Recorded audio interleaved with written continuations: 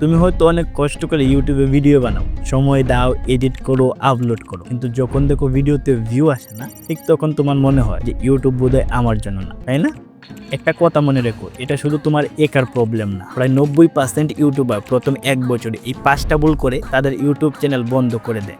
আর এই ভিডিওতে আমি সেই 5টা ভুল সম্পর্কে তোমাদেরকে বলবো। আর যদি তুমি এই ভুলগুলো এখনই ঠিক করে ফেলো, তাহলে হয়তো তোমার ভিডিওতেও লাখ লাখ ভিউ আসা শুরু করে দেবে। আর হ্যাঁ, এই ভিডিও শেষে তোমাদের করা কিছু কমেন্টেরও রিপ্লাই দেব। তো চলো ভিডিওটা শুরু করি। স্টেপ নাম্বার 1, যে ভুলটা মোটামুটি সবাই করে থাকে, আকর্ষণীয় থাম্বনেল এবং টাইটেল ভিডিওতে ব্যবহার না করা।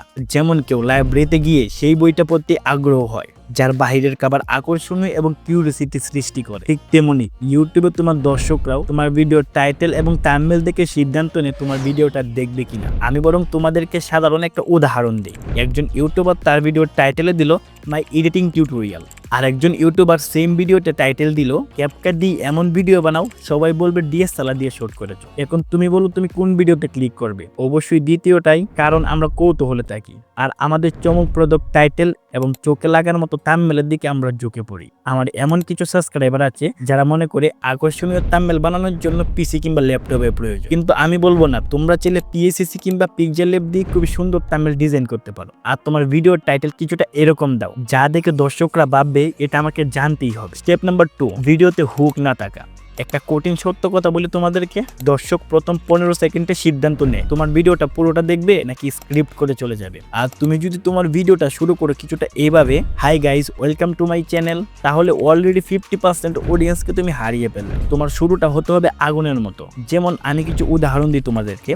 এই একটা বলে হাজার হাজার ইউটিউবারের চ্যানেল ডেট হয়ে গেছে। কিংবা আরেকটা উদাহরণ দিতে পারি, তুমি হয়তো বুঝতেই পারোনি তোমার চ্যানেলে কেন ভিউ আসছে না। তোমার ভিডিও শুরুতেই হুক দাও, গল্প বড়, ভিডিও প্রথম 30 সেকেন্ড এটা তোমার যুদ্ধ জয় করার সময়। তাই যাই করো না করো, তুমি যদি একজন সাকসেসফুল ইউটিউবার হতে চাও, ভিডিওর প্রথম 30 সেকেন্ডকে হেলা করা একদম যাবে না। স্টেপ নাম্বার 3, নিজের অডিয়েন্সকে না জানা।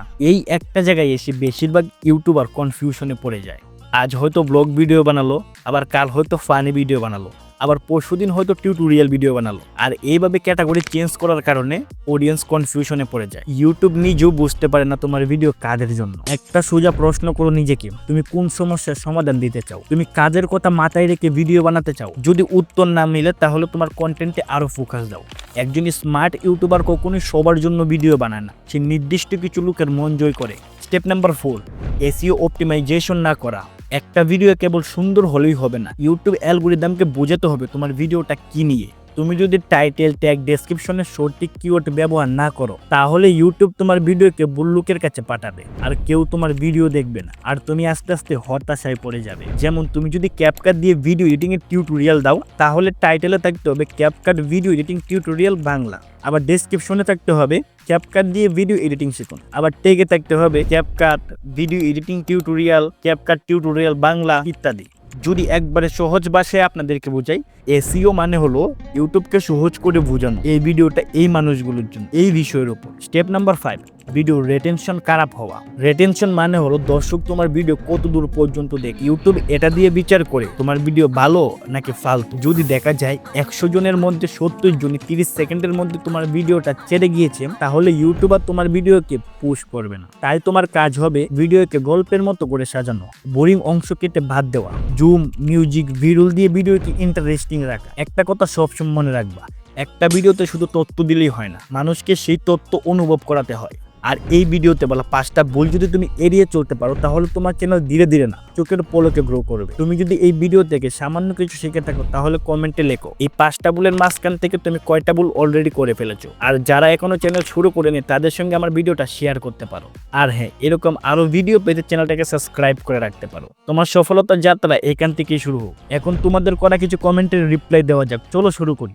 ওকে, প্রথমে একজন কমেন্ট করেছে, তিনি লিখেছেন, দিন ভরে স্ক্রিপ্ট তৈরি করি আর ভাবি রাত হলে ভয়েস ওভার করবো, কিন্তু রাত হলে আর ভিডিও তৈরি করা হয়ে ওঠে না।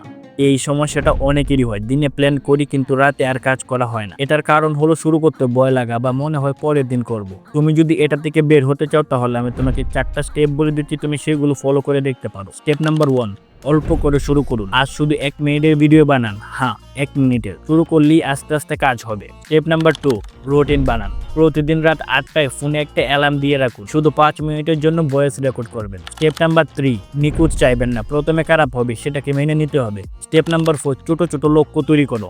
আজ সারাদিনে পুরো স্ক্রিপ্ট নয়, অর্ধেক স্ক্রিপ্ট তৈরি করো এবং সেটাকে ভয়েস ওভার করে ফেলো। মূল কথা হলো বড় কাজ করতে চাইলেই ভয় লাগে, তাই তোমার কাজগুলোকে ছোট ছোট করে ডিভাইড করে ফেলো এবং জোর করে নিজের ভিতরে জেদ এনে শুরু করে দাও, তাহলে দেখবো 5 মিনিটের ভিতরে ঠিক হয়ে গেছে। তো তারপরে একজন কমেন্ট করেছে, ভাই আপনার নতুন ভিডিওতে যেভাবে মোবাইলে ফ্রেম দিয়েছেন তা কিভাবে দিব, প্লিজ ভিডিও চাই। আচ্ছা সেটা আমি তোমাকে ফোন স্ক্রিনে গিয়ে দেখাচ্ছি। ওকে, আমার মতো ফোন স্ক্রিনে ফোনে ফ্রেম দেওয়ার জন্য তুমি এখান থেকে চলে আসবে অ্যালার্ট মোশন, আর এখান থেকে প্লাস আইকনে ক্লিক করবা। তো তারপরে এখান থেকে ক্রিয়েট প্রজেক্টে ক্লিক করবা। তো তারপরে এখান থেকে আবার প্লাস আইকনে ক্লিক করবা, আর এখান থেকে তোমার ওই নির্দিষ্ট স্ক্রিন রেকর্ডটা শেয়ার করে নিবা, আর এটাকে একটু সুন্দর করে অ্যাডজাস্ট করে বসিয়ে দিবা। তারপরে এখান থেকে ওই লেয়ারটার উপরে একটা ক্লিক করবা, আর এখান থেকে চলে যাবে ইফেক্টসে, আর এখান থেকে অ্যাড ইফেক্টসে ক্লিক করবা, আর এখানে সার্চ করবা স্মুথ বাবল। তো তারপর এখান থেকে স্ট্যান্ডার্ড সেটিংটা নিয়ে নেবা, আর এটাকে ওপেন করে নেবা। তো তারপরে নিচে দুইটাকে একবারে 0 করে দেবা, আর উপরেটাকে তোমার মন মতো অ্যাডজাস্ট করে নেবে। ব্যাস এভাবেই তুমি স্ক্রিন রেকর্ডে ফ্রেম দিতে পারবা। তো তারপরে একজন কমেন্ট করেছে, ভাইয়া ইউএসএ চ্যানেল রান করলে কি বাংলাদেশ থেকে মনিটাইজেশন করতে পারবো? আশা করি উত্তর পাবো, হ্যাঁ 100% করতে পারবেন।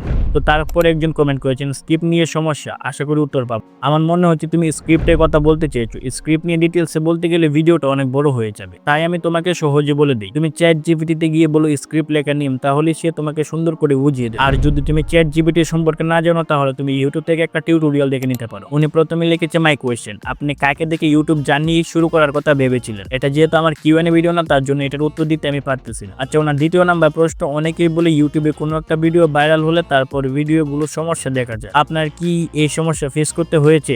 না, আমার কোনো প্রকার প্রবলেম হয়নি।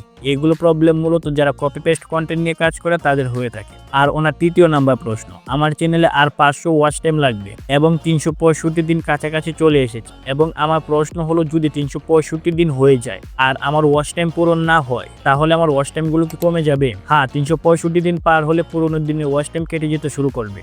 আমি ইউটিউবে নতুন ভিডিও তৈরি করতে অলসতা করি এবং নতুন ভিডিও দেওয়ার তেমন একটা রুচি আসে না। কি করব?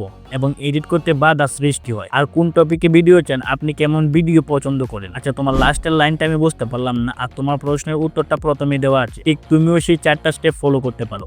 ওকে, আজকের মতো ভিডিওটা এই পর্যন্তই। আরও অনেকেই কমেন্ট করেছিলেন, সবার কমেন্ট নিতে পারিনি, তার জন্য আমি আন্তরিকভাবে দুঃখিত।